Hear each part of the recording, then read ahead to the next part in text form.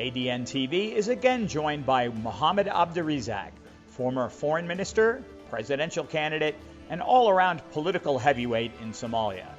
Today we will discuss the proposed changes that would eliminate the prime minister post and create a stronger executive. Mohammed, thank you for joining us today. Thank you for having me.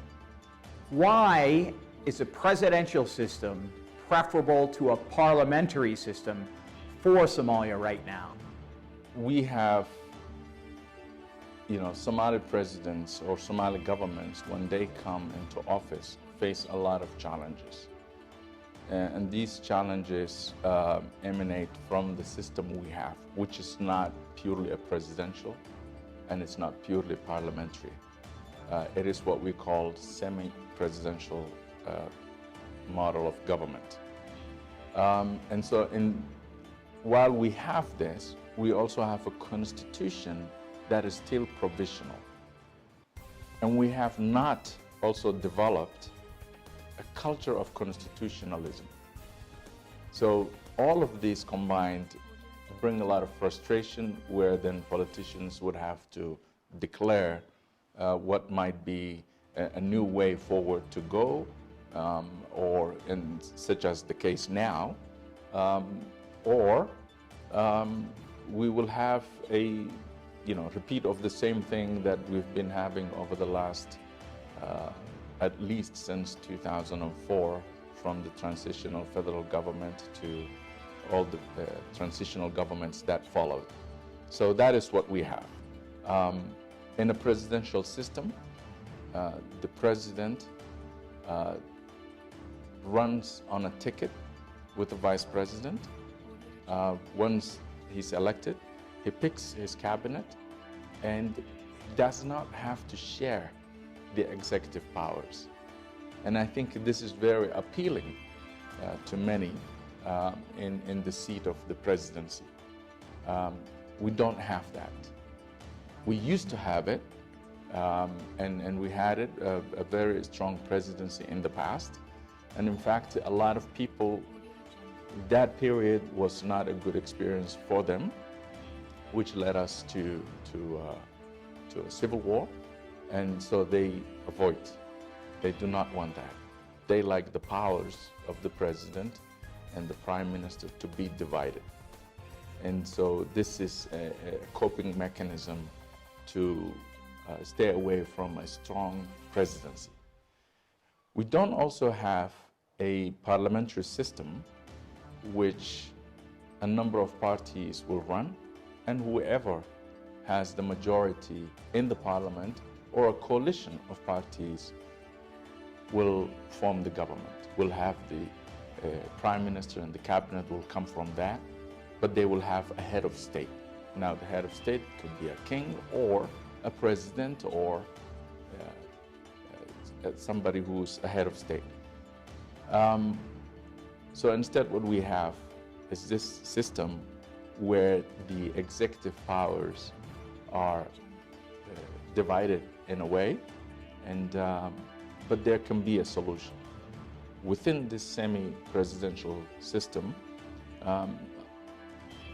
there's a way to navigate through and sit down. So, but unfortunately in Somalia, we did not have this discussion. This is what needs to be had. What we can talk about is constitutional architecture of government, which talks about election, which talks about formation of government, which talks about dismissal of the government, and which talks about division of labor between the divided executive. In the past, presidents have clashed with prime ministers, often in Somali governments. Is it a good idea to have a vice president to avoid these kind of clashes, or is the prime minister position necessary to put checks on the president's power? You had a vice president instead of prime minister. Some of the problems will still be there because that's not resolved. Where it comes down to is who is elected, that has the real mandate, and then the system that allows them to not share power in the executive. In a country like Somalia that has experienced a civil war, that there's still some fragility, that still a lot of the people in Somalia do not have a political identity per se. We do have clan identity. They feel more comfortable if these powers are divided. However, having said this does not promote meritocracy. It excludes a large part and clans from sharing the executive positions, because as you know it's right now limited to only 2 clans to divide the executive between the president and the prime minister.